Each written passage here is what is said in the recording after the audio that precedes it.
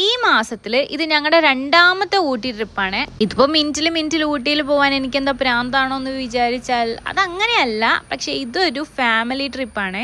പിന്നെ എല്ലാ ഫാമിലി മെമ്പേഴ്സിനും ഒന്ന് കൂടെ കിട്ടിയൊരു ടൈമാണ്. അപ്പം എന്തായാലും ട്രിപ്പിൽ പോകണ്ടേ. കാരണം ഇതേപോലെ എല്ലാവരും ഒത്തുവരുന്നൊരു ടൈം ഉണ്ടാവുമോ എന്ന് ചോദിച്ചാൽ കുറച്ച് ബുദ്ധിമുട്ടാണ്.